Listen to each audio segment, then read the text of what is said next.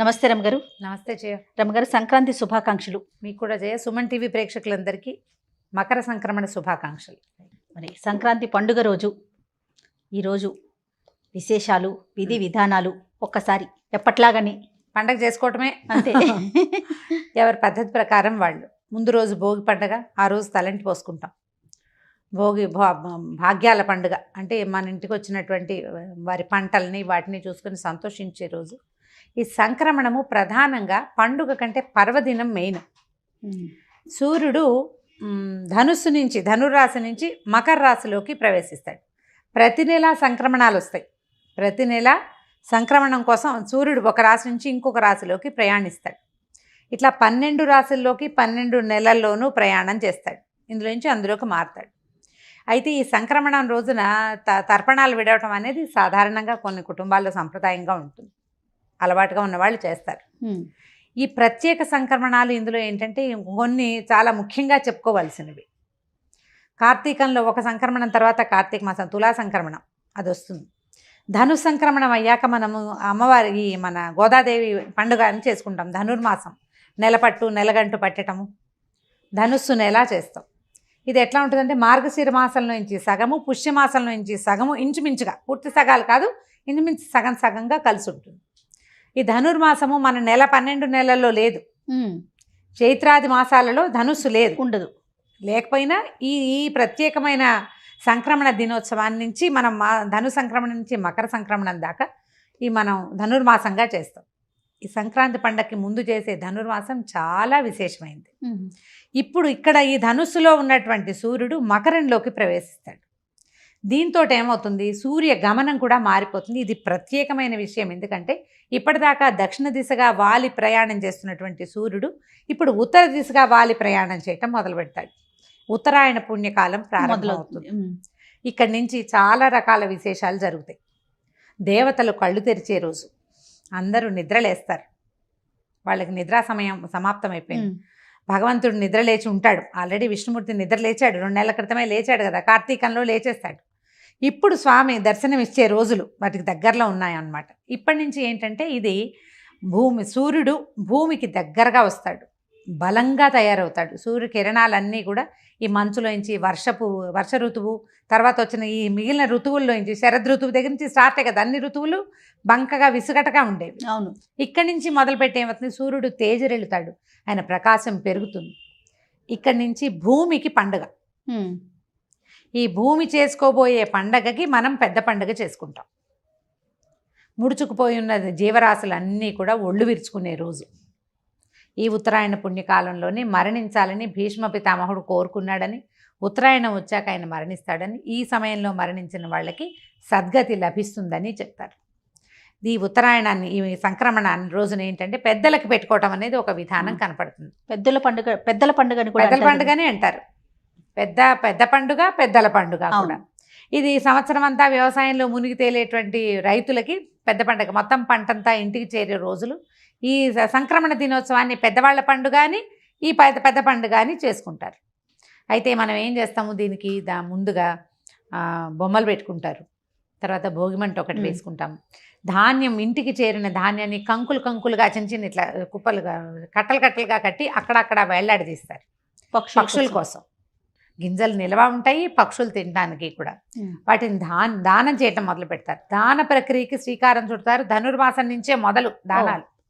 అయితే ఈ పండుగ రోజున ధాన్యాన్ని, తర్వాత కూష్మాండ దానం, గుమ్మడికాయని దానం చేస్తే విశేషమైన ఫలితం లభిస్తుంది అని చెప్తారు. ఈ కూష్మాండ దానం ఏ కూష్మాండం చేయాలి, ఎర్ర గుమ్మడికాయ, తీపి గుమ్మడిని దానం చేయాలి. అయితే ఈ దాన ప్రక్రియ మనం బ్రాహ్మణుడికే ఇవ్వాలా, ఫలానా వాళ్ళకి ఇవ్వచ్చు, చాలా ప్రశ్నలు వస్తాయి. ఎవరికైనా ఇవ్వచ్చు. దానం చేయటం ప్రధానం. పూర్ణ కూష్మాండం నిండుగా మొత్తం పండుని దానం చేస్తే భూమిని దానం చేసిన ఫలితం లభిస్తుందని చెప్తారు. భూదాన ఫలితం. కూష్మాండం అంటే భూదేవి అన్నమాట. ఆ ఫలితం లభిస్తుంది. పెద్దవాళ్ళకి పెట్టుకుంటారు కదా. ఈ పెద్దలకు పెట్టడం అంటే ఏ తిథిని మరణించారో తెలియని వాళ్ళకి ఈ రోజున పెట్టుకుంటారు.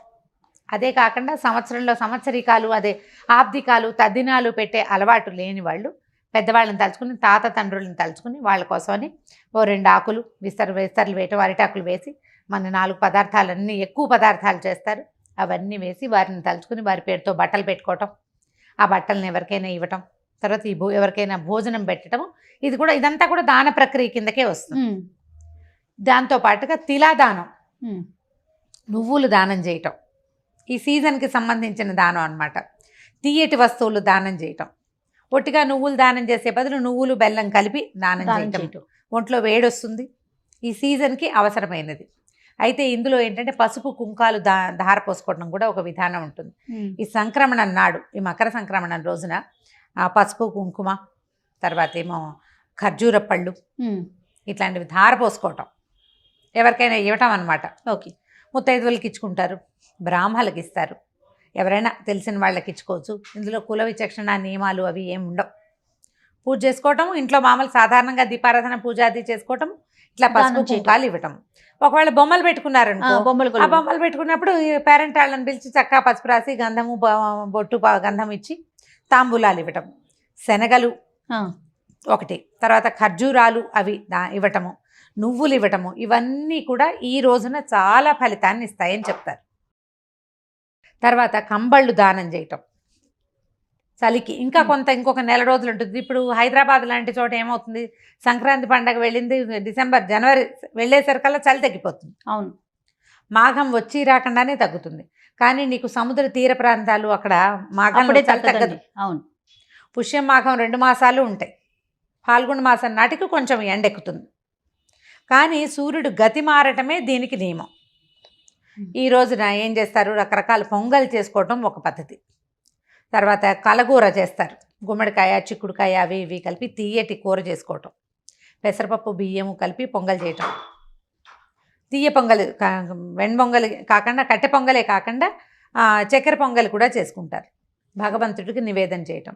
చాలా దేవాలయాల్లో ముందు రోజే గోదా కళ్యాణం జరిగిపోతుంది. అవును, ఒకనాడు ఒకవేళ గోదా కళ్యాణం చేయలేని పక్షంలో సంక్రమణంలో గోదా కళ్యాణం చేసే పద్ధతి కూడా కొన్ని చోట్ల మనకు కనిపిస్తుంది. ఇంట్లో చక్కగా పొంగల్ చేసుకోవటము, స్నేహితుల్ని వాళ్ళని కలుసుకోవటం, దాన ప్రక్రియకి శ్రీకారం చుట్టడం ముందే మొదలు పెడతాం. ఈ రోజున మనం ఖచ్చితంగా చేసుకోవాలి. దీని మరుసటి రోజు వచ్చే పశువుల పండగ కూడా మనం ఆ గోవుల్ని వాటిని ఎడ్లని కాపాడేందుకు ఒక ప్రయత్నం చేస్తాం. ఈ సంక్రమణం నాడు తాత తండ్రుల్ని తలుచుకుని నమస్కారం చేసుకోవాలి. ఈ సమయము పితృదేవతల్ని తలుచుకునే సమయం. వారిని తలుచుకోవటం మనకి మంచి జరిగేలాంటి అవకాశం కలుగుతుంది. మనకి అంటే దాని వాళ్ళు ఎక్కడ వింటారా మన మాట అలాంటి ప్రశ్నలు వేయకూడదు. సంప్రదాయబద్ధంగా ఏం చేస్తున్నామో పండగని ముందుకు తీసుకెళ్ళాలి. మన పద్ధతి ముందుకు వెళ్ళాలి అంటే ముందు వాళ్ళు ఏం చేశారో మనం అది చేయవలసిందే, చెయ్యాలి నియమంగా. నువ్వు ప్రశ్నలు అవన్నీ లాజికల్ ఇంకొక రోజు వేసుకోవాలి. పర్వదినాల్లో లాజికల్ కోసం ఆలోచించొద్దు. పెద్దలు చెప్పిన విధానంలో పండగని ముందుకు తీసుకెళ్ళండి. దానివల్ల ఏమవుతుందంటే మనం ఇది వరకు ఏం చేసేవాళ్ళు మన వాళ్ళు అనేది తర్వాత తరాలకి తెలుస్తుంది. అవును, ఒక 10 ఏళ్ల పాటు ఓ చిన్న పిల్లాడు మన ఇంట్లో జరిగేవన్నీ చూస్తే మన తర్వాత కొన్నేళ్ల పాటు వాడు దాన్ని ముందుకు తీసుకెళ్తాడు. తర్వాత వాళ్ళ పిల్లలు అంతే, చుట్టాలని పక్కాలని స్నేహితుల్ని అన్నదమ్ముల్ని పిలుచుకోవటం, ఆడబడుచుల్ని పండక్కి ఇంటికి పిలవడం. పెద్ద పండుగ వస్తే కొత్త అల్లుళ్ళు అందరూ, అల్లుళ్ళు కొత్త అల్లుళ్ళు పాత అల్లుళ్ళు అందరూ ఇళ్ళకి వచ్చేస్తారు. ముందు రోజు మనం భోగి మంటలు వేసుకున్నాము. ఈ రోజున చక్కగా విశేషంగా పిండి వంటలు చేసుకుంటాం, అరిసెలు చేస్తాం. భోగినాడు మధ్యాహ్నమే అరిసెలు చేసేసుకుంటారు చాలా చోట్ల. అసలు పల్లెటూళ్ళల్లో పిండి కొట్టడము అరిసెలు చేయడం ఒక పెద్ద ప్రోగ్రాం కింద నడుస్తూ ఉంటుంది. అవును, ఓ వారం ముందు నుంచి కొత్త వడ్లు వస్తాయి, కొత్త బియ్యంతో అరిసెలు వండుకుంటే ఎక్కువ బాగుంటుంది, రుచిగా ఉంటుంది. రకరకాల పద్ధతులు, ఒక్కొక్క ఊళ్ళల్లో ఒక్కొక్క రకం వంటకాలు వండుకుంటారు. అరిసెలు సార్వజనీయమైన వంట, అందరూ తెలుగు వాళ్ళు అరిసెలు వండుకుంటారు. ఈ రోజున మన తాత తండ్రుల్ని తలుచుకోవటం, దేవాలయ దర్శనం చేయటం, స్నేహితుల్ని పలకరించడం, ఇది పెద్ద పండుగగా భావించి జ్ఞాపకం చేసుకోవటం. ఇంతకుముందు ఏం చేసేవాళ్ళం మనం. ఈ సూర్యగతి మారుతోంది, ఈ రోజు నుంచి మన జీవిత గమనంలో తేడా వస్తుంది అనేది మనం తెలుసుకుని సూర్యుని దానికి అనుగుణంగా పద్ధతులు కూడా మార్చుకోవాలి. ఇంకా పద్ధతులు కూడా ఇంకా మెల్లిగా మారుతాయి, వెంటనే మారిపోదు. చలి వెంటనే తగ్గదు కదా, కొంచెం నిదానంగా మారుతుంది. కాకపోతే ఈ సూర్యగతి ఇవాల్టి నుంచి మారబోతోంది. ఈ సమయంలో మనం ఈ పాత పద్ధతులన్నింటినీ ఒక మాట జ్ఞాపకం చేసుకుని నలుగురితో కలిసి, బొమ్మల కొలువు ఉన్న వాళ్ళు చక్కగా పేరంటం పెట్టుకుంటారు, కొలువు లేని వాళ్ళు పెద్దలను తలుచుకుని ఏదో ఆ పద్ధతి ప్రకారం ముందుకు తీసుకెళ్తారు. తర్పణాలు విడిచే వాళ్ళు విడుస్తారు. ఇవన్నీ మాకు లేవండి, దానం చేస్తామంటే దానం కూడా చేయొచ్చు, బ్రహ్మాండంగా చేసుకోవచ్చు. దానివల్ల అన్ని ప్రయోజనాలే కానీ ఒకటి కూడా నిష్ప్రయోజనమైన పని లేదు పండగ రోజుల్లో. చక్కగా చేసుకోండి. సంక్రాంతి పండగ పెద్ద పండుగ. మన జీవితాల్లో ఇప్పుడు సంవత్సరం నుంచి ఒక రకమైన ఇబ్బందుల్లోనే ఉన్నాం. నిరుడు పండగప్పుడు కూడా మనం ఇలాంటివే బోల్డని కబుర్లు చెప్పుకున్నాం. పండగ వెళ్ళింది, ఒక 2-3 నెలలు గడిచేసరికల్లా మళ్ళీ హడావిడి భయం భయం భయం భయం మొదలైంది. ఈ 6 నెలల నుంచి ఏదో బెరుకుతోటే ఉన్నాం. అంటే పూర్తిగా జీవితాలు ఓపెన్ అవ్వాలి. కొంత నార్మల్సీకి వచ్చాం కానీ పూర్తి నార్మల్సీకి రాలా. ఈ పండుగ నుంచి అయినా దేవుడా మాకు మొత్తం జీవితాన్ని నార్మల్ చేయి, ఎప్పట్లాగానే హాయిగా అందరినీ ఫ్రీగా కలుసుకునే అవకాశాన్ని ఇవ్వని భగవంతుడికి దండం పెట్టుకోండి. స్నేహితుల్ని కలుసుకోండి, పలకరించుకోండి, అందరికీ బెస్ట్ విషెస్ చెప్పుకోండి. వచ్చే సంవత్సరం అయినా బాగుండాలని. ఎలాగో మనం కొత్త సంవత్సరంలోనే సంక్రాంతి పండుగ చేసుకుంటాం. ఇప్పటిదాకా చేసినటువంటి ధనుర్మాసం పూజా విధానాలు మనకి భోగితోటే పూర్తయిపోతాయి. అవునండి. ఈ దీంతో ఈ పండగ నుంచి మరుసటి రోజు నుంచి మళ్ళీ విధానాలు మారిపోతాయి. ఇంకా మనం రథ ముగ్గులు అవి గీతల ముగ్గులు వేయము, గొబ్బిళ్ళు పెట్టము, పొద్దున్నే విష్ణువాలయాలు ఎక్కడున్నాయని ప్రసాదం కోసం పరిగెత్తము. ఈ నెల రోజులతోటి ఇది పూర్తయిపోతుంది. ఇక్కడి నుంచి కొత్త రోజులు ప్రారంభం అవుతాయన్న ఆశతోటి జీవితాన్ని అందరితో పాటు కలిసి ఈ పండుగను జరుపుకోండి. తప్పకుండా రమ్మ గారు. నమస్తే జయ.